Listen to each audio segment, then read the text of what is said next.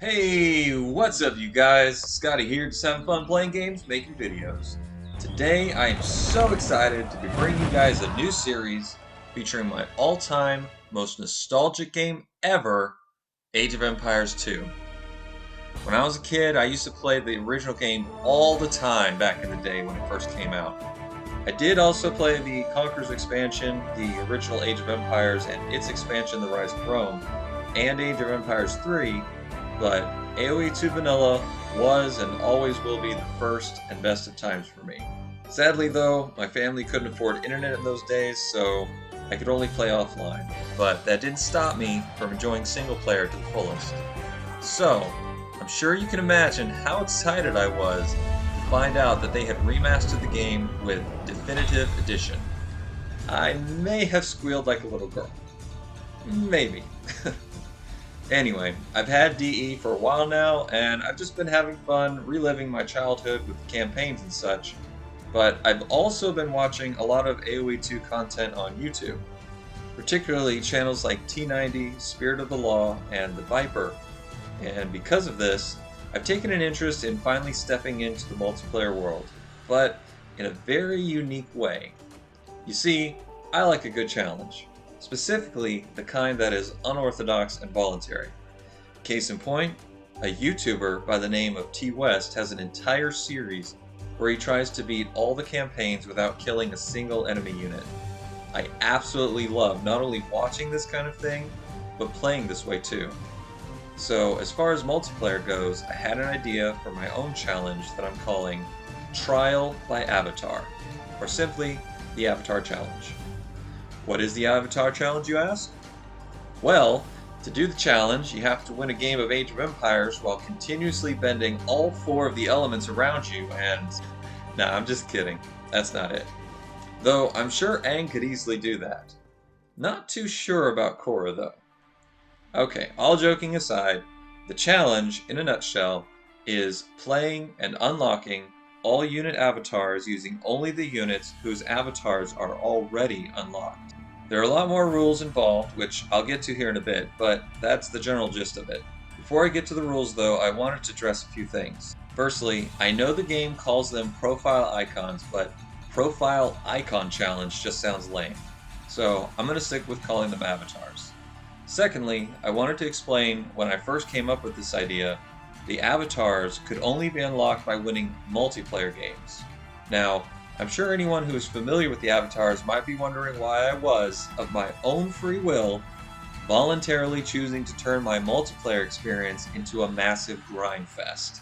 Well, you see, I used to play World of Warcraft back when you actually had to work to earn the highest tier rewards, so what can I say? I'm a masochist. I'm kidding, but I do actually find working hard towards new and better things in a game to be very satisfying. Anyway, since first coming up with this challenge, the devs have decided that all games, single and multiplayer, count towards unlocking the avatars, which has been both good news and bad news. The good news is, I now have a chance at actually completing this challenge, since I can win single-player games offline to work towards unlocking the avatars. Before, I wasn't so sure I'd make it to winning 1,000 multiplayer games within my lifetime. The bad news with this change is that I've already won a ton of single-player games, and now I suddenly have a bunch of avatars unlocked, which has totally ruined the progression of the challenge. I had considered just going through it regardless until my progression caught up, but the thought of doing so just gave me a feeling of disappointment and lack of authenticity. So, to fix it, I made a second Steam account that I will be using for this challenge, as well as any future projects that require a fresh start to the game. Alright, let's get on to the rules. Rule number 1 for the Trial by Avatar challenge. Units are to be considered locked and unplayable until their avatars are unlocked. Number 2. Once the avatar of a particular unit has been unlocked, a special trial game must be won either through ranked play or through custom multiplayer games whose settings are identical to ranked, and by only training and utilizing that particular unit to achieve conquest victory. Once the trial game is won, the unit is then considered fully unlocked and trainable along with previously unlocked units. Number 3. Training lower tier units of the same line are permitted for trial games, but these units can only be utilized for base defense. Any offensive action can only be taken after upgrading to the unit being trialed. In other words, when trialing pikemen, spearmen can be trained in feudal age to ward off early attacks, but must be upgraded to pikemen before making a forward attack. Number 4. Each subsequent age is locked and inaccessible until all of the units from the previous age have been successfully trialed.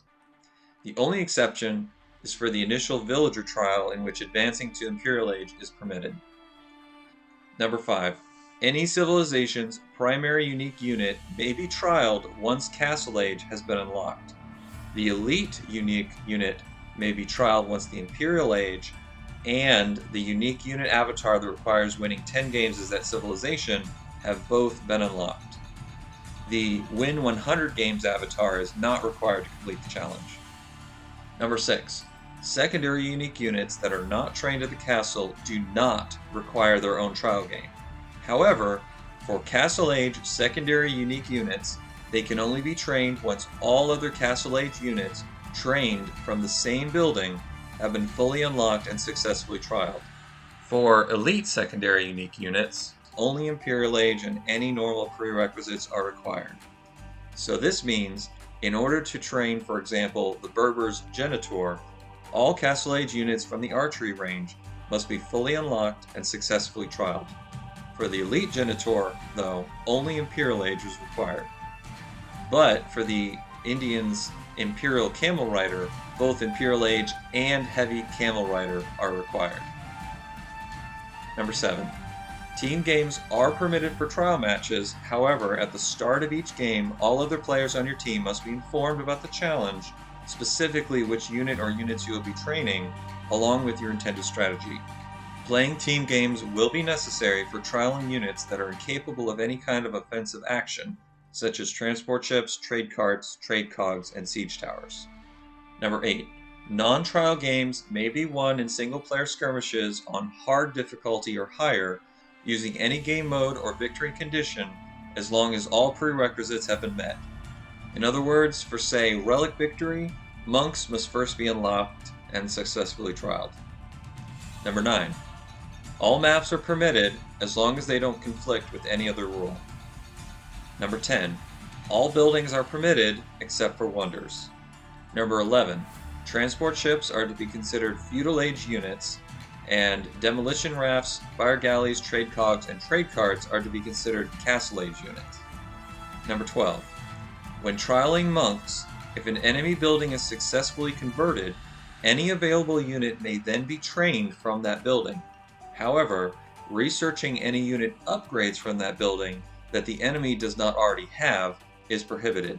The only exception is if you play a civilization that receives that upgrade for free. In other words, if the enemy is still in feudal age and one of their barracks gets converted, pikemen cannot be researched until the enemy has advanced to the castle age and researched it themselves. If playing the Ethiopians, however, pikemen can be trained right away since they receive that upgrade for free. Number 13. Aztecs, Mayans, and Incas have their own avatars for their monks and trade carts, and so must have their own successful trial games in order to be fully unlocked and trainable. Trebuchets have 2 avatars, and therefore require 2 successful trial games before being fully unlocked and trainable. And last, but certainly not least, number 14, having fun is required at all times. Well, there you have it. There are the rules, and now I'll be working on my first successful trial for villagers. And you know what that means. My first victory will be supremely unexpected.